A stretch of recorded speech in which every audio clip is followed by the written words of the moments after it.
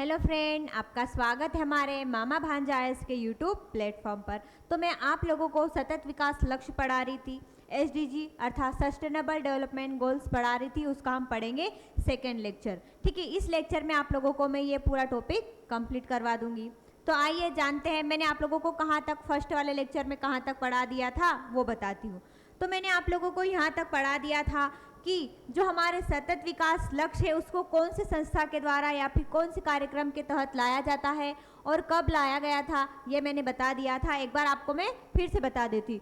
वर्ष 2015 में संयुक्त राष्ट्र महासभा अर्थात UNDP United Nation development program की 70वीं बैठक हुई थी।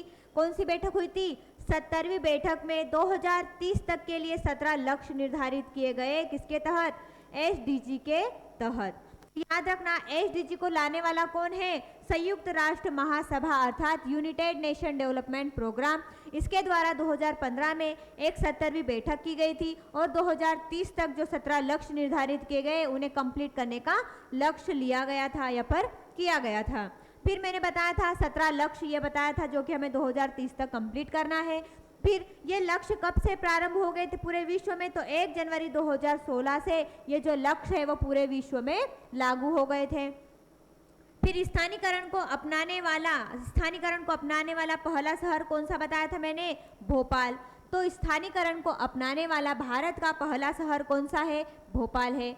फिर बताया था मैंने कि 12 मई 2023 को टिकाऊ शहर, जो कि टिकाऊ शहर हमारे सतत विकास के 12वें लक्ष्य में है, तो 12 मई 2023 को टिकाऊ शहर परिवर्तन के लिए एजेंडा फॉर एक्शन कहाँ पर लागू किया गया था? भोपाल में किया गया था।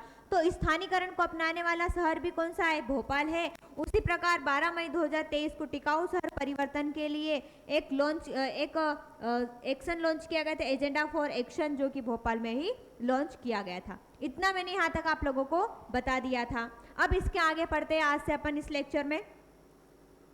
ये होता है क्या है? एमडीजी। एमडीजी क्या होता है? तो मैंने आप लोगों को बताया भी था कि सतत विकास लक्ष्य अर्थात सस्टेनेबल डेवलपमेंट गोल्स जो कि 2015 में लाया गया था। 2015 में लाया गया था। इससे पहले एमडीजी था, जो सतत विकास लक्ष्य हम जो अभी वर्तमान में पढ़ रहे हैं, इससे पहले लाया गया था एमडीजी। एमडीजी का मतलब होता है मिलेनियम डेवलपमेंट गोल्स अर्थात सहस्त्राब्दी विकास लक्ष्य। तो ये सतत विकास लक्ष्य से पहले लाया गया था, मिलेनियम डेवलपमेंट गोल्स। इसे कब स्वीकार किया गया था? देखो, लागू करने वाला कौन होगा? इसको भी यूएनडीपी ही होगा।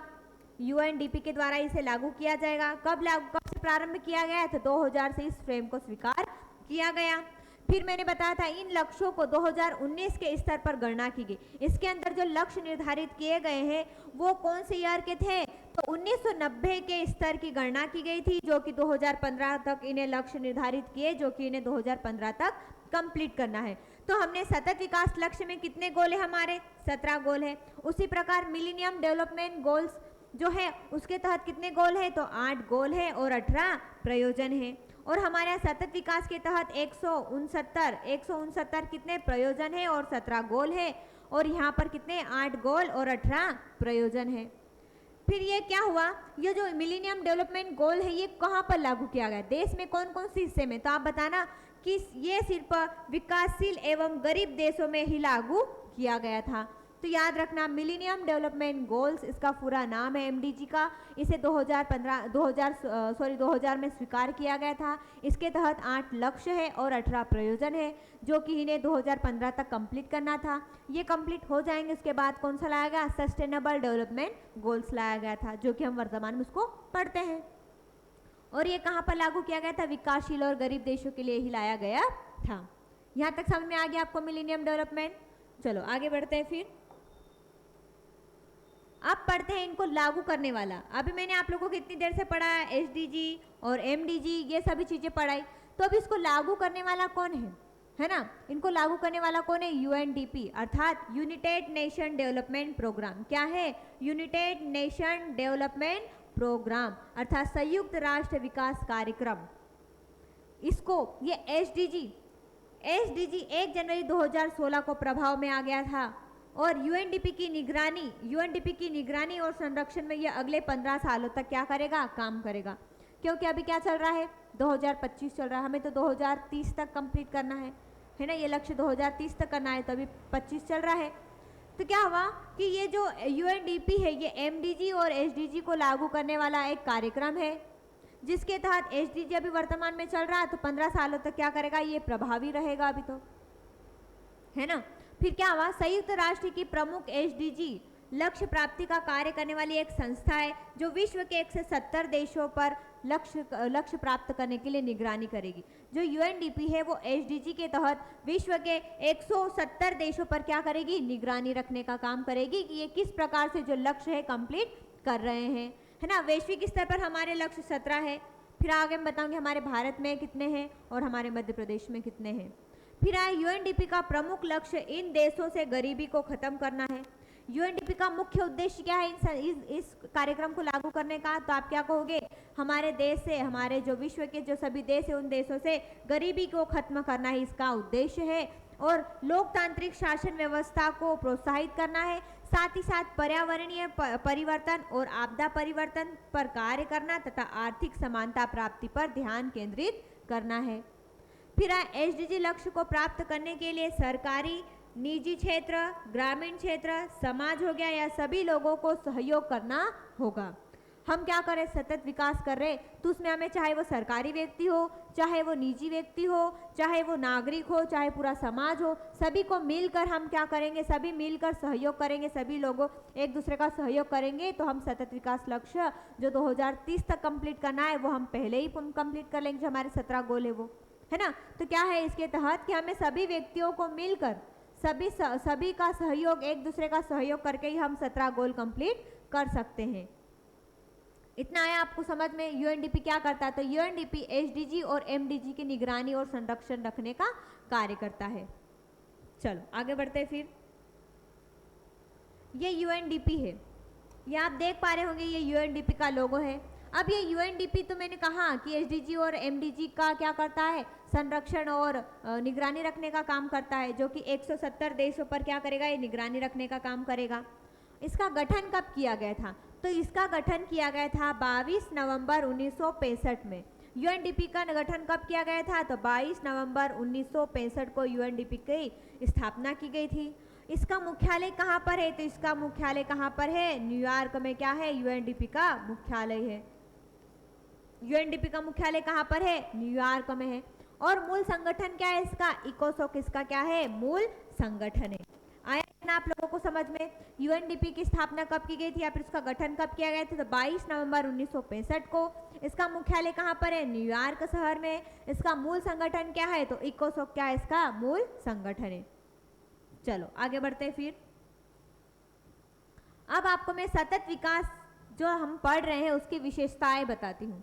सतत विकास की विशेषताएं क्या होती, तो सतत विकास आर्थिक विकास के साथ ही साथ हमें सामाजिक विकास की एक प्रक्रिया है। मतलब हमें आर्थिक विकास तो करना ही है ना, आर्थिक विकास तो हमें करना ही, साथ ही साथ हमें क्या करना है, सामाजिक विकास भी करना है। तो याद रखना, सतत विकास आर्थिक विकास के साथ साथ सामाजिक विकास की एक क्या है, प्रक्रिया है। फिर सतत विकास की प्रक्रिया में आर्थिक, सामाजिक विकास, सामान्य परिवर्तन, पर्यावरणीय गुणवत्ता पर ध्यान दिया जाता है। मैंने आप लोगों को सतत विकास की परिभाषा बताई थी, क्या बताई थी, कि वर्तमान की आवश्यकताओं को ध्यान में रखते हुए, अर्थात वर्तमान की आवश्यकताओं को ध्यान में रखते हुए साथ ही साथ भविष्य की आवश्यकताओं को ध्यान में रखते हुए जो हम विकास करेंगे वो क्या कहलाता है, सतत विकास कहलाता। और विकास का मतलब ही होता है सकारात्मक परिवर्तन। तो क्या करना है हमें, यदि हम विकास कर रहे हैं, हमारा आर्थिक विकास कर रहे हैं, हम 17 गोल प्राप्त करने के लिए जो भी हम कार्य कर रहे हैं, तो उससे हमारे पर्यावरण को नुकसान ना हो। यदि हम बड़ी बड़ी फैक्ट्री, इंडस्ट्रियों का क्या करें, स्थापना करें, बड़ी बड़ी खदान खोद रहे हैं, तो इससे हमारे पर्यावरण को नुकसान ना होना चाहिए, पर्यावरण को नुकसान नहीं होना चाहिए। जैसे मान लेते हैं अपन एक फैक्ट्री खोलने के लिए जंगल काट रहे हैं, वहाँ पर फैक्ट्री खोलेंगे, तो वहाँ पे जंगल के जो जंगली जानवर है, जो वस्तु पेड़ पौधे वो कट रहे हैं, तो इससे क्या हो रहा है, पर्यावरण को नुकसान हो रहा है। तो हमें क्या करना है, पर्यावरण को नुकसान न करते हुए ही हमारा आर्थिक विकास करना है। मतलब कि जो चीज़ें वर्तमान में हमें प्राप्त हो रही है तो वो भविष्य के लिए भी तो रखना चाहिए ना। ऐसा ना हो कि हम सब पेड़ काट दें और वर्तमान में ऑक्सीजन ही न रहे, है ना, ऑक्सीजन हमें खरीद कर लेना पड़े। तो इससे अच्छा क्या है हमें, कि हमें आर्थिक विकास करना है परंतु सकारात्मक करना है, ना कि हम दूसरों को नुकसान पहुंचाकर हमारा आर्थिक विकास करें, ये अच्छा नहीं होता है ना। तो क्या है, सतत विकास की प्रक्रिया आर्थिक सामाजिक विकास सामान्य परिवर्तन पर्यावरणीय गुणवत्ता पर ध्यान दिया जाता है। फिर है सतत विकास की प्रक्रिया विकास का संबंध जीवन की गुणवत्ता से। मैंने कहा विकास का मतलब होता है सकारात्मक, मैंने बताया था विकास का मतलब सकारात्मक होता है। तो विकास हम सकारात्मक करें जिससे हमारे जीवन की गुणवत्ता पर सुधार हो, हमारे जीवन की गुणवत्ता में सुधार हो, न कि दूसरों को हानि पहुंचाकर हम विकास करें। तो ऐसा विकास क्या विकास कहलाता क्या? नहीं ना। तो हमें खुद को विकास तो करना है, साथ ही साथ आसपास की चीज़ें भी देखना चाहिए। जैसे मैंने अभी बताया आपको, पर्यावरण को संरक्षण देना है, पेड़ पौधे नहीं काटना है, ये सभी चीज़ें क्या है, इससे हमारा आर्थिक विकास होगा क्या? पेड़ पौधे हम काटेंगे तो, दूसरों का नुकसान करके हमारा अच्छा करेंगे तो ऐसा भी नहीं हो सकता। ठीक है, तो क्या है, सतत विकास की प्रक्रिया विकास का संबंध जीवन की गुणवत्ता से।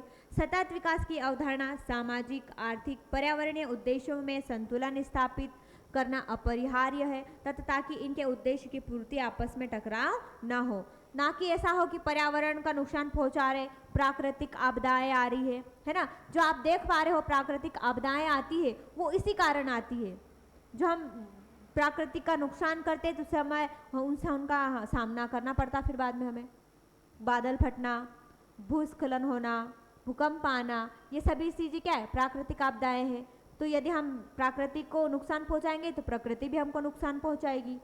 तो क्या करना है हमें कि इनका उद्देश्य क्या है, मतलब हमें अच्छे विकास अच्छा करना है, सकारात्मक विकास करना है, ना कि ऐसा हो कि अपन इनकी पूर्ति करते जा रहे हैं और फिर वापस में उनमें टकराव हो, ऐसा नहीं हो सकता है ना। फिर सतत विकास में स्वतंत्रता, आत्मसम्मान और गरिमा के महत्व को स्वीकार किया जाता है तथा समानता का आदर्श भी सतत विकास का केंद्रीय तत्व है। आपको समझ में आया इतना मैंने क्या बताया, सतत विकास की विशेषताएं बताई, समझ में आ गई। चलो आगे बढ़ते हैं फिर। अब सतत विकास के मौलिक तत्व। सतत विकास के मौलिक तत्व है 5। सतत विकास के मौलिक तत्व कितने हैं? तो आप क्या कहोगे? 5 मौलिक तत्व है। 5 मौलिक तत्व कौन कौन से हैं? एक होता है समता, दूसरा है संयोजकता, तीसरा है समावेशिता, चौथा है विवेकपूर्णता और उपभोक्तावादी। तो आप देखते हो कि समता का मतलब होता है समान, सभी क्या है, समान। संयोजकता मतलब होता है जोड़ना, संयोजकता मतलब जोड़ना होता है। फिर समावेशिता मतलब छुआछूत, छुआछूत नहीं। और विवेकपूर्णता मतलब अपनी बुद्धि का प्रयोग करना, अपनी बुद्धि का प्रयोग करना। और उपभोक्तावादी, दूसरों पर उपभोक्तावादी। तो क्या होता है, इसको मैं आपको ऐसे याद करवाती कि समानता, सभी समान होंगे है ना, सभी व्यक्ति क्या होंगे, समान होंगे, तो वो आपस में सब व्यक्तियों को साथ में जोड़ेंगे। सभी व्यक्ति समान होंगे तो आपस में सबको जोड़ेंगे, आपस में जोड़ेंगे तो बिना छुआछूत के, मतलब बिना किसी भेदभाव के, है ना, आपस में जोड़ लिया, बिना किसी भेदभाव के जोड़ा तो अपने स्व विवेक का प्रयोग किया, मतलब अपने दिमाग का प्रयोग किया। दिमाग का प्रयोग करेंगे तो उपभोक्तावादी बनेंगे। इस प्रकार से याद कर सकते हैं आप। आए समझ में? समता, संयोजकता, समावेशिता, विवेकपूर्णता और उपभोक्तावादी। चलो ये है सतत विकास के 5 मौलिक तत्व है। अब आता है समावेशिता। समावेशिता शब्द पहली बार कहाँ दिया गया था? तो याद रखना, समावेशी विकास या समावेशी शब्द, तो क्या है, समावेशी शब्द पहली बार वर्ष 2000 में चर्चा में आया था। जैसे मैंने आप लोगों को बताया था एमडीजी भी 2000 में आया था, 2000 में इसको लाया गया था। वैसे ही जो समावेशी विकास हम कहते हैं वो शब्द पहली बार 2000 में चर्चा में आया था। ये कहाँ पर चर्चा में आया था, कहाँ पर ऐसा लिखा हुआ था? याद रखना, नानक काकवानी और अर्नेस्टो एम पार्निया का एक लेख था जिसका नाम था what is pro poor growth. What is pro poor growth में पहली बार समावेशी विकास शब्द का उल्लेख किया गया था। समावेशी शब्द कब लाया गया था? तो आप क्या कहोगे? 2000 में। और ये कहाँ पर देखा गया था सबसे पहली बार? तो याद रखना, नानक काकवानी और अर्नेस्टो एम पार्निया का एक लेख था जिसका नाम था what is pro poor growth. उसमें पहली बार ही वो समावेशी विकास शब्द का प्रयोग किया गया था। हालांकि इस लेख में उन्होंने केवल एक ही बार समावेशी शब्द का इस्तेमाल किया था। तो याद रखना, समावेशी विकास 2000 में चर्चा में आया। ये कहाँ पर चर्चा में आया? तो नानक काकवानी और अर्नेस्टो एम पार्निया का एक लेख था जिसका नाम था what is pro poor growth. उसमें पहली बार ये शब्द मिला था और वो भी केवल एक बार था। आया समझ में? अब आगे समझेंगे समावेशी विकास क्या होता है। ये शब्द मिला हमें नानक काकवानी और अर्नेस्टो एम पार्निया के एक लेख में, परंतु इसका मतलब क्या होता है समावेशी का मतलब? तो समावेशी का मतलब होता है गरीबों का कल्याण करना। समावेशी विकास इसीलिए सतत विकास में लाया गया है कि इसमें गरीबों का हम कल्याण करें, गरीबों का उत्थान करें। तो गरीबों के उत्थान या फिर उनके कल्याण करने के लिए ही समावेशी विकास शब्द लाया गया था। तो जानते हैं समावेशी विकास शब्द में क्या क्या होता है। आगे बढ़ते हैं। अब यह क्यों समावेशी विकास लाना पड़ा? समावेशी विकास क्यों लाना पड़ा? तो क्या हुआ? मंथन करने पर स्पष्ट हुआ। मंथन मतलब सोचने पर। मंथन मतलब क्या होता है? सोचने पर। तो मंथन करने पर स्पष्ट हुआ कि विकास का लाभ कुछ ही वर्गों तक पहुंच पाता है। सरकार के द्वारा योजना निकाली या सरकार के द्वारा जो भी नागरिकों के लिए सुविधा प्रदान की जा रही है, तो वो क्या होता है? मंथन करने पर स्पष्ट हुआ कि विकास का लाभ कुछ ही वर्गों तक पहुंच पाता। सरकार के द्वारा जो भी योजना निकाली जाती वो कुछ ही वर्गों तक पहुंच पाती है, कुछ ही वर्गों तक पहुंच पाती। समाज के निम्न वर्ग का विकास लाभ मतलब समाज के निम्न वर्ग तक विकास का लाभ नहीं पहुंच पाता। निम्न वर्ग मतलब दूर दराज क्षेत्र में रहने वाले, ज्यादातर जनजातीय क्षेत्र। तो क्या हुआ कि मंथन करने पर हमें स्पष्ट हुआ कि जो विकास किया जा रहा है सरकार के द्वारा वो कुछ ही वर्गों तक पहुंच पाता और कुछ ऐसे वर्ग है जो निम्न वर्ग तक है जहां तक विकास का लाभ पहुंच नहीं पाता है। तो उन तक भी क्या करना? उनको भी हमारी जो मुख्य धारा की श्रेणी में लाना है। तो इसलिए हमने क्या लाया? समावेशी विकास। समावेशी विकास का मतलब ही होता है गरीबों का कल्याण करना, गरीबों का उत्थान करना। तो याद रखना कि समाज के निम्न वर्ग का विकास कुछ ही वर्गों तक पहुंच पाता या फिर कहीं कहीं पहुंच ही नहीं पाता है। तो यह पाया गया कि विकास तभी संभव होगा जब समाज के शोषित, वंचित तथा निम्न वर्ग तक भी विकास का लाभ पहुंचे और वो भी समाज की मुख्य धारा में शामिल हो। क्या हुआ? सरकार के द्वारा जो भी योजनाएं निकाली जा रही है तो वो केवल कुछ ही वर्गों तक पहुंच पाती है। कुछ ऐसे वर्ग है जहां पर ये योजनाओं का लाभ पहुंच नहीं पाता है। सरकार के द्वारा जो भी लाभ दिया जाता है वो उन तक पहुंच नहीं पाता है। तो समावेशी विकास ये जो लाया गया है वो निम्न से निम्न वर्ग तक क्या है? इसका लाभ पहुंचाने का कार्य करेगा, गरीबों का कल्याण करेगा। इसीलिए तो समावेशी विकास लाया गया है।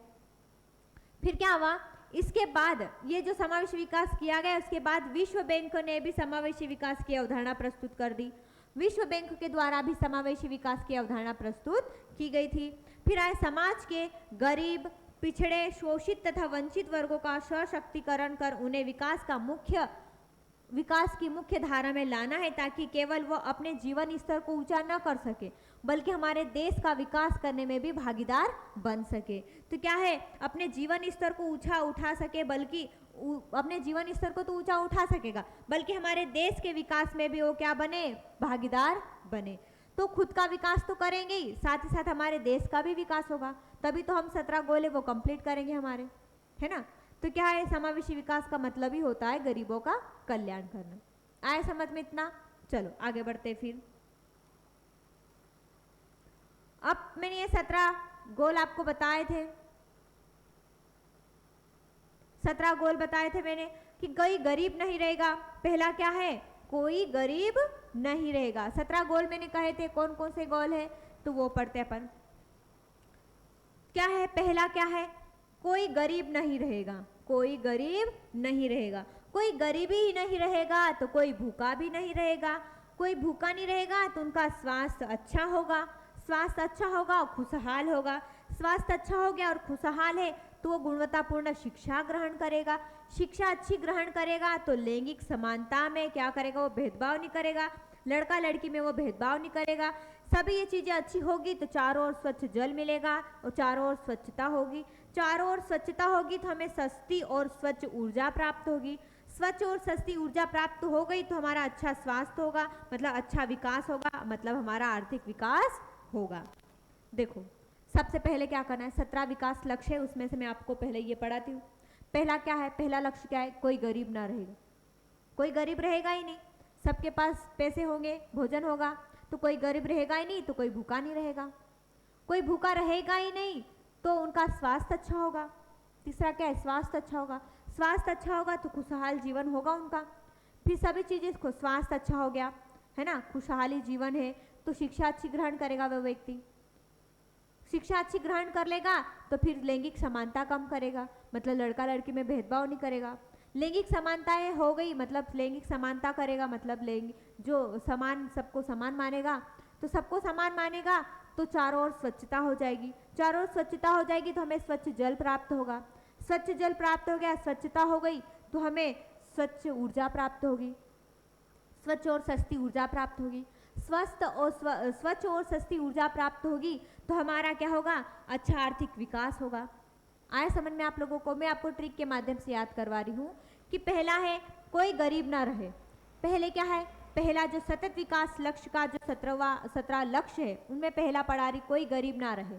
पहला लक्ष्य क्या है, कोई गरीब ना रहे। दूसरा क्या है, तो कोई गरीब रहेगा ही नहीं तो भूखा नहीं रहेगा, मतलब भूखमरी को खत्म करना है। दूसरे भूखमरी खत्म हो जाएगी तो तीसरा क्या है, हमारा स्वास्थ्य अच्छा होगा। स्वास्थ्य अच्छा होगा, हमारा खुशहाल जीवन होगा। स्वास्थ्य अच्छा हमारा, हम खुश रह रहे तो हम शिक्षा अच्छी ग्रहण करेंगे। तो चौथे में क्या है, शिक्षा अच्छी ग्रहण करेंगे। शिक्षा अच्छी ग्रहण कर लेंगे तो पांचवें में लैंगिक समानता करेंगे, मतलब सभी को समान मानेंगे। छठे में क्या हो गया, सभी समान मान रहे तो हमें स्वच्छ जल प्राप्त होगा और स्वच्छता प्राप्त होगी चारों। फिर आ गया सातवें में स्वच्छ ऊर्जा प्राप्त हो रही तो साथ से हमें सस्ती ऊर्जा और स्वच्छ ऊर्जा प्राप्त होगी। फिर आठवें में क्या है, स्वच्छ ऊर्जा प्राप्त हो रही तो हमारा आर्थिक विकास अच्छा होगा, मतलब आठवें में क्या है, आर्थिक विकास। अच्छा काम करेंगे तो हमारा अच्छा आर्थिक विकास होगा, है ना। ये इतने 8 लक्ष्य है जो मैंने आपको बताया, आपको याद हो गए होंगे, है ना। चलो फिर 8वें के बाद आगे बढ़ते हैं।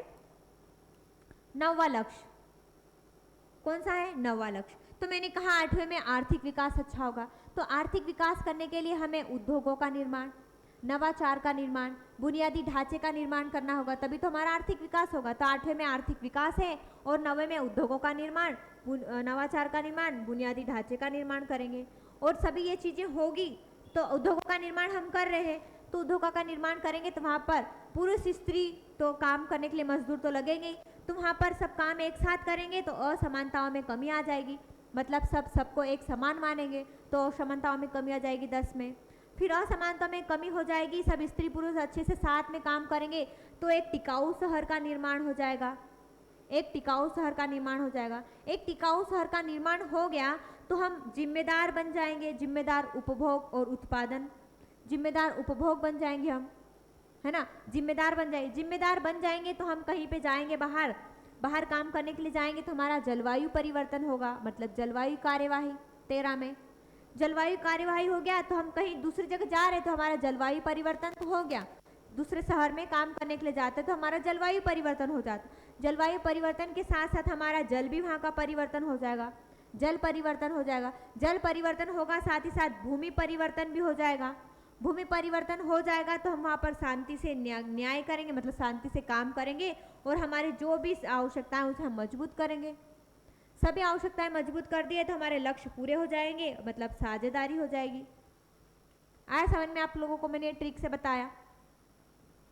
8वें में था उद्योगों का निर्माण, मतलब 8वें में आर्थिक विकास करना था हमें, फिर उद्योगों का निर्माण करना था, असमानता में कमी है, टिकाऊ शहर का निर्माण करना है, उपभोग, जिम्मेदार उपभोग बनाए, जलवायु कार्यवाही करना, जल के नीचे जीवन, जमीन पर जीवन, शांति और न्याय, और लक्ष्य के लिए साझेदारी। आए आप लोगों को इतने 17 लक्ष्य मैंने बताए। चलो आगे बढ़ते। फिर ये जो हिंदी में वर्णन है ना, आप स्क्रीनशॉट ले लेना, इसको पढ़ लेना, मैंने आप लोगों को बता दिया है ना। तो सब आप इसका वर्णन कर लेना, एक बार मैं हट जाती हूँ, आप स्क्रीनशॉट भी ले लिया करना। चलो आगे। ये बच्चा 8वां, ये यहाँ से बताया था, फिर ये है, ठीक है। अब पढ़ते भारत और सतत विकास लक्ष्य। भारत और सतत विकास लक्ष्य क्या है, उसमें क्या है वो पढ़ते हैं। तो भारत और सतत विकास लक्ष्य, हमारे यहाँ पर सतत विकास लक्ष्य, भारत में सतत विकास लक्ष्य कितने हैं वो पढ़ेंगे। तो भारत में सतत विकास लक्ष्य, हम वैश्विक स्तर पर सतत विकास लक्ष्य कितने, हमारे 17 गोल है। वैश्विक स्तर पर हमारे गोल कितने हैं, 17 है। परंतु जब हम भारत की बात करेंगे किसकी? जब हमारे देश की बात करेंगे तो हमारे लक्ष्य कितने हो जाएंगे? 16 हो जाएंगे। ये कैसे 16 लक्ष्य हो रहे हैं? क्योंकि 17 जो 17वां लक्ष्य है, जब आप पढ़ोगे 17वां लक्ष्य क्या है? वैश्विक स्तर पर भागीदारी का है। तो विश्व स्तर पर भागीदारी करेंगे तो वो वैश्विक स्तर पर करेंगे तो विश्व के देशों के साथ भागीदारी करना है, पार्टनरशिप, है ना। तो क्या करना है हमें कि विश्व स्तर पर भागीदारी। तो ये 17वां लक्ष्य हमारे भारत की बात कर रहे, तो हम भारत की बात में विश्व कहाँ से बीच में ला रहे? तो हमें क्या करना है? 17वां लक्ष्य कंप्लीट, मतलब 17वां लक्ष्य क्या है वो हमारे भारत में नहीं गिना जाएगा, क्योंकि ये विश्व स्तर का है, पूरे विश्व मिलकर पार्टनरशिप की बात कर रहे हैं। तो हमारे भारत की बात करें तो हम केवल हमारे देश की बात करें तो ये लक्ष्य हम हटा देंगे, मतलब हमारे यहाँ कितने लक्ष्य? 16 लक्ष्य निर्धारित करना है हमें। पढ़ते आइए। भारत सतत विकास लक्ष्य का एक राष्ट्रीय नैतिक उद्देश्य बन गया है। क्या है कि भारत का सतत विकास लक्ष्य एक क्या बन गया? राष्ट्रीय नैतिक उद्देश्य बन गया है, जिसका उद्देश्य देश की सामाजिक आर्थिक परिस्थितियों में सुधार कर विकास की गति को बेहतर बनाना है। फिर मैंने कहा आप लोगों को कि हमारे यहाँ पर 17 लक्ष्य न होकर कितने लक्ष्य है? 16 लक्ष्य में करना है, क्योंकि 17वां लक्ष्य है भागीदारी, वैश्विक भागीदारी की बात चल रही है, मतलब पार्टनरशिप की बात चल रही है विश्व स्तर पर। तो हमारे इस भारत के सतत विकास लक्ष्य में निम्न मुख्य अंश हमें प्राप्त करना है, मतलब कि भारत में हम 16 लक्ष्य तो प्राप्त करेंगे, 16 लक्ष्य तो हम प्राप्त कर रहे हैं, साथ ही साथ हमें सबसे ज़्यादा किस पे ध्यान देना है वो बात चल। तो भारत में हमें 17 लक्ष्य में से 16 लक्ष्य कंप्लीट करना है, परंतु हमारे मध्य प्रदेश भारत में सबसे ज़्यादा हम किस पे ध्यान केंद्रित करें वो पढ़ते। सामाजिक उत्थान, समाज का उत्थान करने के लिए उस पर हमारा ज़्यादा ध्यान केंद्रित होना चाहिए। आर्थिक विकास पर होना चाहिए, आर्थिक विकास करना चाहिए, साथ ही साथ पर्यावरण का संरक्षण करना चाहिए और आधिकारिक एवं राजनीतिक सुधार करना चाहिए। इन पर हमें ज़्यादा ध्यान केंद्रित करना होगा। कौन कौन सा हो गया? सामाजिक उत्थान, आर्थिक प्रगति, पर्यावरणीय संरक्षण और आधिकारिक राजनीतिक सुधार। आया समझ में? तो ये हमारे भारत में इस पर हम ज़्यादा जोर देना है सतत विकास में। अब रैंक की बात कर लेते हैं। अब हमारे भारत की रैंक 2024 में हमारे भारत की रैंक थी 12वीं।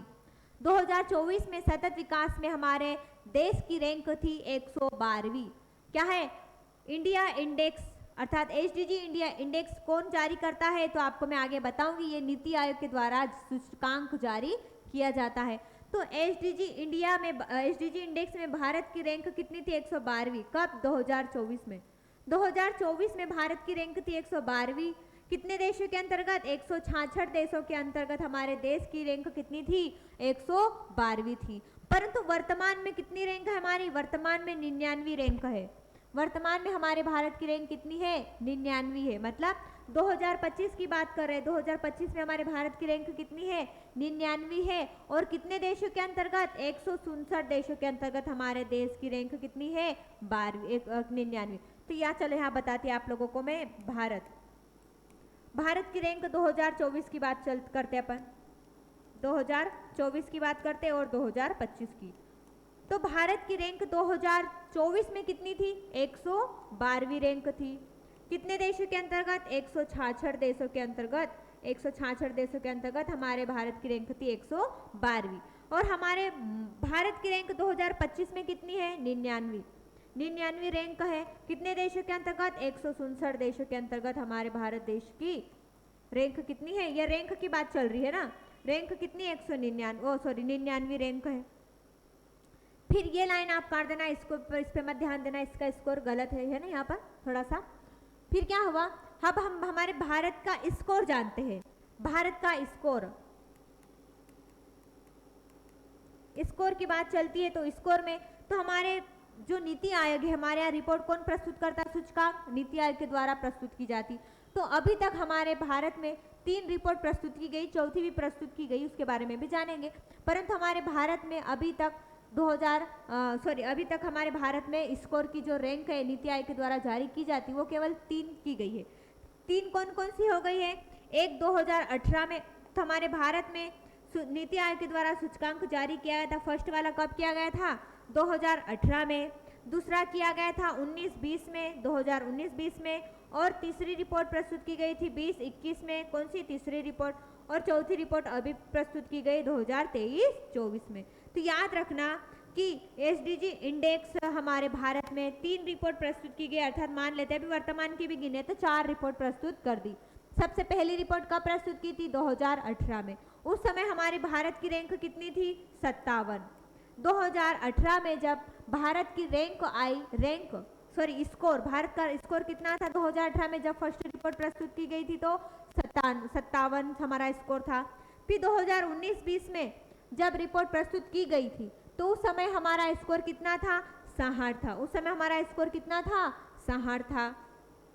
फिर 2021-22 की बात आई तीसरी रिपोर्ट की, तो उस समय हमारा भारत का स्कोर कितना था? 66। मतलब यहाँ पर 6 अंकों की क्या हो गई थी? वृद्धि हो गई थी। 6 अंकों की वृद्धि कब से कब तक हुई? 2019-20 में 66 थे और 20-21 की बात आई तब 66 हो गए, मतलब 6 अंकों की वृद्धि हो गई थी। फिर बाद में वर्तमान में 23-24 का स्कोर कितना है हमारे यहाँ पर? 71। वर्तमान का स्कोर कितना है? 71 है। और रैंक कितनी हमारी वर्तमान में? 99 रैंक है। और स्कोर कितना है? 71। स्कोर कितना है? 71 है। आए समझ में आप लोगों को?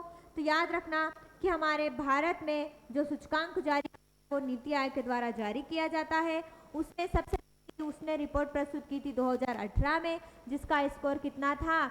57 था। फिर बाद में उसने 18-19 में दूसरा स्कोर जारी दूसरी रिपोर्ट जारी की, उसमें उसका स्कोर था 66 था। फिर बाद में 20-21 में तीसरी रिपोर्ट प्रस्तुत की, उसमें इसका स्कोर कितना था? 66 था। मतलब 19 से 20 तक जो स्कोर था वो 60 अंकों का उसमें वृद्धि हो गई। फिर बाद में वर्तमान में 23-24 की बात करते हैं तो हमारा स्कोर कितना है? 71 हमारा क्या है? स्कोर हो गया। तो वर्तमान में याद रखना हमारा भारत का स्कोर कितना है? 71 है। और रैंक कितनी है? 99 रैंक है। आया समझ में आप लोगों को यहाँ तक? फिर क्या हुआ? उत्पादन, उपभोग और पर्यावरणीय जलवायु परिवर्तन के लिए लक्ष्य हासिल कर चुका है। हमारा भारत है वो उत्पादन, उपभोग और पर्यावरणीय जलवायु परिवर्तन, उत्पादन उपभोग कौन सा था? ये 12वां। और पर्यावरणीय जलवायु परिवर्तन के लिए लक्ष्य हासिल कर चुका है। ये हमारा 12वां लक्ष्य भारत ने हासिल कर लिया है, अचीव कर लिया है। चलो अब मैं बताती हूँ आप लोगों को नीति आयोग। मैंने कहा था आप लोगों को कि जो हमारे यहाँ पर इंडेक्स जारी करता है वो करता है नीति आयोग के द्वारा किया जाता है। तो नीति आयोग अर्थात एसडीजी इंडिया इंडेक्स प्रत्येक राज्य या केंद्र शासित प्रदेशों में के लिए 16 एसडीजी लक्ष्यवार प्राप्त किए। मैंने कहा आप लोगों को कि हमारे यहाँ पर 17 लक्ष्य है। विश्व स्तर की बात आती है ना? विश्व स्तर की बात आती है 17 लक्ष्य। और जब हमारे भारत की बात आएगी तो कितने लक्ष्य हो जाएंगे? भारत की बात आई तो 16, क्योंकि 17वां लक्ष्य हमारे यहाँ पर नहीं है। वो क्यों है, क्यों नहीं है? वो तो वैश्विक भागीदारी है, अर्थात वर्ल्ड पार्टनरशिप की बात चल रही है, तो उसमें हमारा देश थोड़ी आएगा। मतलब जब विश्व की बात होगी तो हमारा देश भी आएगा, पर हम केवल हमारे भारत की बात करें तो उसमें हमारे जो लक्ष्य कितने आएंगे? 16 लक्ष्य आएंगे। क्या हुआ? फिर आगे चलते हैं। ये स्कोर 0 से 100 के बीच होते हैं और यदि कोई राज्य या केंद्र शासित प्रदेश क्षेत्र 100 का स्कोर प्राप्त करता है तो यह दर्शाता है कि उसे 2030 के अनुसार अपने लक्ष्य हासिल कर लिए। मतलब क्या है मैं आपको अभी बताती हूँ। 4 श्रेणी में बांटा गया है एसडीजी इंडेक्स को। 4 श्रेणी कौन कौन सी है? सबसे पहले तो आप जानो मैं ऐसा क्यों बोल रही हूँ कि राज्य और केंद्र शासित प्रदेश, कि क्या है हमारे राज्य और केंद्र, हमारे भारत में क्या राज्य है और केंद्र शासित प्रदेश है। राज्य 28 है और केंद्र शासित प्रदेश 8 है। तो इनके द्वारा यदि कोई इनमें राज्य में है, यहाँ पर केंद्र में हो, इनके द्वारा यदि इनका स्कोर कितना 0 से 49 तक इनका यदि स्कोर हो गया है ना, इनका स्कोर 0 से 49 तक हो गया तो वो कौन सी श्रेणी में आएगा? एस्पिरेंट की श्रेणी में आएगा। यदि केंद्र शासित प्रदेश या फिर राज्य के द्वारा एसडीजी के तहत इतना स्कोर 0 से 49 तक स्कोर हासिल कर लेता है वो केवल एस्पिरेंट की श्रेणी में आता है। और यदि केंद्र शासित प्रदेश या फिर राज्य यदि उसका स्कोर 50 से 64 के बीच में हो तो वो परफॉर्मर की श्रेणी में आएगा।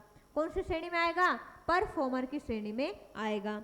फिर बाद में यदि कोई केंद्र शासित प्रदेश या राज्य यदि वो 65 से 99 के बीच में हो तो वो फ्रंट रनर की श्रेणी में आएगा। तो आपने बताना हमारा भारत कौन सी श्रेणी में आता है? हमारा जो भारत है वो कौन सी श्रेणी में आता है, तो हमारे भारत का स्कोर कितना है, 71 है। कौन सी श्रेणी में आएगा, फ्रंट रनर। फ्रंट रनर का मतलब होता है सबसे आगे चलने वाला, तो हमारा भारत क्या है, फ्रंट रनर की श्रेणी में आ गया है। फिर यदि किसी राज्य सरकार या फिर केंद्र शासित प्रदेश के द्वारा उसका स्कोर 100 हासिल कर लिया किसी का, तो यदि उसको क्या है, अचीव कहेंगे। यदि किसी का स्कोर कितना हो गया, 100 हो गया, तो उसे हम क्या कहेंगे, अचीव। जिसने 2030 तक जो हमें लक्ष्य कंप्लीट करना था उसने पहले ही कर लिए, उसको हम कहेंगे अचीवर। आए समझ में आप लोगों को। चलो, राज्य में इसके अनुसार कितने, 4 श्रेणी में बांटा गया, जो हमने कहा 0 से 49 हो तो एस्पिरेंट, 0 से 49 यदि किसी का स्कोर हो तो वो 0 से 49 हो तो वो एस्पिरेंट कहलाता है, जिसका कलर कौन सा होता है, रेड कलर होता है। और यदि कोई राज्य सरकार या केंद्र शासित प्रदेश उसका स्कोर 50 से 64 के मध्य कर लेता है तो वो परफॉर्मर की श्रेणी में आता है, उसका कलर होता है येलो। और यदि कोई केंद्र शासित प्रदेश या राज्य सरकार 65 से 99 के मध्य होता है तो वह फ्रंट रनर की श्रेणी में आता है, जिसका कलर होता है ग्रीन होता है। और यदि कोई राज्य सरकार या केंद्र सरकार 100 तक अपना स्कोर हासिल कर लेता है तो वो अचीवर कहलाता है, अर्थात उसने लक्ष्य प्राप्त कर लिया कहलाता है। आया समझ में इतना। चलो आगे बढ़ते हैं फिर बाद में। ये मैंने अभी आपको बताया कि नीति आयोग के द्वारा 3 रिपोर्ट प्रस्तुत की गई थी। एक 18 में प्रस्तुत की गई थी, दूसरी 19-20 में, और तीसरी की गई थी 20-21 में, और अभी वर्तमान की चौथी रिपोर्ट है। तो यहाँ मैं आप लोगों को एक बार बता देती हूँ कि क्या हुआ था कि 2018 में जब भारत सरकार के द्वारा भारत में नीति आयोग के द्वारा एक रिपोर्ट प्रस्तुत की गई थी। कब, 2018 में। तो उस समय उसका स्कोर कितना था, 57 था। फिर बाद में दूसरी रिपोर्ट प्रस्तुत की गई थी 2019-20 में। 2019-20 में रिपोर्ट प्रस्तुत की गई थी, उसका स्कोर कितना था, 60 था। फिर तीसरी रिपोर्ट प्रस्तुत की गई थी 2020-21 में प्रस्तुत की गई थी, उसका स्कोर कितना था, 66। 30 में 6 अंकों का सुधार हुआ। तो यहाँ पर क्या कह रहे हैं, देश के समग्र एसडीजी स्कोर में 6 अंकों का सुधार हुआ था, मतलब 6 अंकों का सुधार हुआ था जब ये 3 रिपोर्ट प्रस्तुत की गई थी, उस समय की बात चल रही। परंतु वर्तमान में भी रिपोर्ट प्रस्तुत की गई, कौन सी, 23-24 की वर्तमान में रिपोर्ट प्रस्तुत की गई, जिसका स्कोर कितना है, 71 है। जो हमारा देश है, हमारा भारत देश है, वो कौन सी श्रेणी में आता है, फ्रंट रनर की श्रेणी में आता है ना। मैंने बताया ना कि हमारा भारत है वो कौन सी श्रेणी में आता है, फ्रंट रनर की श्रेणी में आता है। फिर वर्ष 2019-20 में 21 के बीच 66 हो गए थे, ये मैंने आप लोगों को यहाँ बता दिया।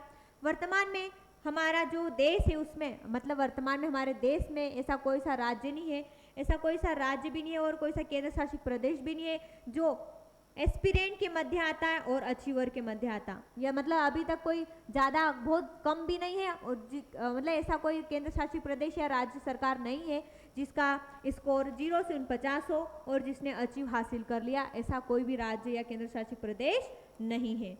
15 राज्य केंद्र शासित प्रदेश परफॉर्मर श्रेणी में तथा 22 राज्य केंद्र शासित प्रदेश फ्रंट रनर की श्रेणी में शामिल है।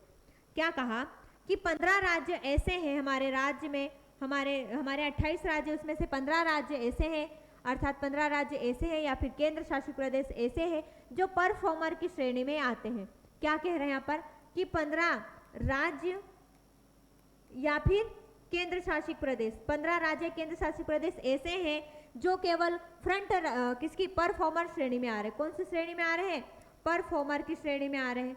और 22 राज्य या केंद्र शासित प्रदेश ऐसे हैं जो फ्रंट रनर की श्रेणी में आ रहे हैं। 15 राज्य ऐसे हैं जो परफॉर्मर की श्रेणी में आ रहे हैं और 15 केंद्र शासित प्रदेश या राज्य ऐसे हैं जो 22 राज्य और केंद्र शासित प्रदेश ऐसे हैं जो फ्रंट रनर की श्रेणी में आ रहे हैं। यह आपको याद रखना होगा। फिर नीति आयोग ने 2018 में पहली एसडीजी भारत सूचकांक को प्रकाशित किया था, है ना, पहला प्रकाशित किया था। और एसडीजी 2030 तक लक्ष्य प्राप्त करने के लिए राज्य और केंद्र शासित प्रदेश द्वारा प्रगति प्रदर्शित की और 3 रिपोर्ट प्रकाशित की जा चुकी है। और अभी एक चौथी रिपोर्ट कर दी, पर ये 3 रिपोर्ट की बात कर रहा है। इतना समझ में आया आप लोगों को? ये तो मैंने आप लोगों को पहले ही बता दिया था। चलो अब ये 3 रिपोर्ट कौन कौन सी है और उसके अंतर्गत क्या क्या टारगेट हासिल किए गए थे वो भी जानते हैं। क्या हुआ, नीति आयोग कि फर्स्ट एसडीजी इंडेक्स में जब नीति आयोग के द्वारा फर्स्ट रिपोर्ट प्रस्तुत की गई थी 2018-19 में की गई थी, उसमें टारगेट कितने थे? उसमें टारगेट कितने थे? 39 टारगेट और 62 संकेतों के साथ 13 लक्ष्य को शामिल किया गया था। तो याद रखना, जब हमारे भारत में फर्स्ट रिपोर्ट प्रस्तुत की गई थी उस समय टारगेट कितने थे? 39 थे और 62 संकेत थे और 13 लक्ष्य शामिल किए गए। किसके तहत? एसडीजी इंडेक्स की, एसडीजी जो इंडेक्स है फर्स्ट वाला, उसके तहत। फिर 2019 में दूसरा वाला प्रस्तुत किया गया, उसके तहत 54 टारगेट थे और 100 संकेत थे और 17 लक्ष्य शामिल किए गए थे। फिर जब तीसरी रिपोर्ट प्रस्तुत की गई भारत के द्वारा, तो उसमें 2021-22 में इसको प्रस्तुत की गई थी, उसमें 70 टारगेट थे, 17 लक्ष्य थे और 115 क्या थे? संकेत थे। फिर क्या हुआ? जब 2023-24 की बात आती है, 2023-24 की जब तीसरी रिपोर्ट प्रस्तुत की गई थी, तीसरी रिपोर्ट प्रस्तुत कब की गई थी? 2021-22 में। तो 2020-21 में सबसे ऐसा कौन सा राज्य था हमारे भारत में, ऐसा कौन सा राज्य है जो 2021 में सबसे आगे चल रहा था? तो हमारे 2021 बाद मतलब तीसरी रिपोर्ट की बात करते हैं, उसमें सबसे पहले सबसे फर्स्ट पर कौन सा राज्य था? तो केरल सबसे आगे था, हिमाचल प्रदेश था और तमिलनाडु था, जो कि शीर्ष प्रदर्शन करने वाला राज्य था। तो याद रखना, जब भारत सरकार के द्वारा या फिर नीति आयोग के द्वारा 3 रिपोर्ट प्रस्तुत की गई थी, तो तीसरी रिपोर्ट में सबसे शीर्ष स्थान पर सबसे आगे कौन सा राज्य चल रहा था? आप क्या कहोगे? केरल, हिमाचल प्रदेश और तमिलनाडु, ये 3 ऐसे राज्य थे जो सबसे आगे चल रहे थे। फिर बाद में नीति आयोग के द्वारा चौथी रिपोर्ट प्रस्तुत की गई 23-24 की, उसमें सबसे पहले भी कौन था? केरल था। साथ ही साथ उसमें उत्तराखंड भी था। तो केरल और उत्तराखंड दोनों फर्स्ट स्थान पर थे और इनको दोनों को संयुक्त रूप से माना जाता, और तमिलनाडु दूसरे स्थान पर था, और बिहार, झारखंड और नागालैंड ये क्या है? सबसे कम स्कोर वाले थे। तो याद रखना, जब 2021 की बात कर रहे हैं, अर्थात एसडीजी की तीसरी रिपोर्ट के तहत सबसे शीर्ष प्रदर्शन करने वाला राज्य कौन सा था? केरल, हिमाचल प्रदेश और तमिलनाडु, ये 3 थे। फिर बाद में 24 वाली रिपोर्ट प्रस्तुत की गई, 23-24 की रिपोर्ट प्रस्तुत की गई, उसमें शीर्ष प्रदर्शन करने वाला कौन है सबसे ज़्यादा? तो आप क्या बताओगे? केरल और उत्तराखंड दोनों को संयुक्त रूप से गिना जाता है, और तमिलनाडु दूसरे स्थान पर है। और सबसे कम प्रदर्शन करने वाले कौन है? बिहार, झारखंड और नागालैंड, ये सबसे कम स्कोर प्राप्त करने वाले होते हैं। और आकांक्षी राज्य, मतलब वो आकांक्षी राज्य कौन कौन से हैं? एस्पिरेंट कहते हैं उसको। तो क्या है? बिहार, झारखंड और असम, ये 3 क्या है? आकांक्षी राज्य अर्थात एस्पिरेंट है, मतलब अभी केवल ये भाग ही ले रहे हैं। आया समझ में आप लोगों को कितना? चलो आगे बढ़ते हैं। फिर अब ये 23-24 की रिपोर्ट है, उसको पढ़ लेते हैं अपन। मैंने आप लोगों को कहा 3 रिपोर्ट तो बता दी थी, कौन कौन सी? 18, 19, 20 और 20-21 की। अब पढ़ते हैं 23-24 की रिपोर्ट में क्या कहा गया कि नीति आयोग ने 22 जुलाई 2024 को सतत विकास लक्ष्य पर राष्ट्रीय तथा उपराष्ट्रीय प्रगति को मापने के लिए एसडीजी इंडिया इंडेक्स 23-24 का चौथा संस्करण जारी किया। तो याद रखना कि एसडीजी इंडिया इंडेक्स चौथा संस्करण कब जारी किया गया था? तो 22 जुलाई 2024 को एसडीजी इंडिया इंडेक्स का चौथा संस्करण जारी किया गया था। तो एसडीजी इंडिया इंडेक्स का चौथा संस्करण कब जारी किया गया था? तो आप क्या कहोगे? 22 जुलाई 2024 को एसडीजी इंडिया इंडेक्स का चौथा संस्करण जारी किया गया था। फिर इसको जारी करने वाला कौन है? मैंने कहा था आप लोगों को, हाँ, नीति आयोग के द्वारा इसे जारी किया जाता, परंतु नीति आयोग में भी कौन जारी करता? तो याद रखना, इस इंडेक्स को नीति आयोग के उपाध्यक्ष, जिनका नाम है श्री सुमन बेरी, और इनके जो सीईओ है जिनका नाम है श्री वीवीआर, क्या है? श्री बीवीआर सुब्रमण्यम की मौजूद के मतलब वो शामिल हो गए, उनके द्वारा इन्हें लॉन्च किया गया। नीति आयोग के उपाध्यक्ष का नाम है श्री सुमन बेरी, और साथ ही साथ उनके सीईओ जिनका नाम है श्री बीवीआर सुब्रमण्यम, इनके सहयोग से ही नीति आयोग का चौथा संस्करण जारी किया गया। भारत का स्कोर 2019 में 66 था और 2021 में 66 हो गया था, और वर्तमान में स्कोर कितना है इसका? 71 इसका स्कोर है। हमारे यहाँ सबसे पहले अभी 2023-24 की बात करें अपन, तो सबसे पहले केरल और उत्तराखंड है, दोनों को संयुक्त रूप से गिना जाता है। तमिलनाडु दूसरे स्थान पर है, तीसरे स्थान पर बिहार है। बिहार, झारखंड और नागालैंड ये सबसे कम स्कोर वाले हैं। आया समझ में आप लोगों को इतना? चलो, तो बस इतना याद रखना, एसडीजी इंडिया इंडेक्स 2023-24 की कब लॉन्च किया गया था? 22 जुलाई 2024 को। और ये इसके द्वारा किसके द्वारा लॉन्च किया गया था? नीति आयोग के उपाध्यक्ष श्री सुमन बेरी और उनके सीईओ कौन था? श्री वीवीआर सुब्रमण्यम के द्वारा लॉन्च किया गया था। अब ये क्या है, हम यहाँ करते हैं कि एक लेक्चर और बना ही लेते हैं, ठीक है, एक लेक्चर और हम कर ही लेते हैं, क्योंकि मध्य प्रदेश का हमें पढ़ना है। इतनी देर हम भारत का पढ़ रहे थे, अब मध्य प्रदेश का, तो लेक्चर जो है हमारा बड़ा हो जाएगा। तो क्या करते हैं, वह सतत विकास लक्ष्य में मध्य प्रदेश की प्रगति हम एक लेक्चर में कल कंप्लीट कर देंगे, ठीक है। तो हम ये मध्य प्रदेश की जो सतत विकास पढ़ेंगे मध्य प्रदेश के अंतर्गत, ये हम एक लेक्चर इसका और बना लेंगे, तो हमारे 3 लेक्चर में ये जो हमारा सतत विकास है वो कंप्लीट हो जाएगा, ठीक है। तो आज के लिए बस इतना ही, धन्यवाद। और आपको मेरा वीडियो अच्छा लगे तो लाइक शेयर एंड सब्सक्राइब जरूर करें, धन्यवाद।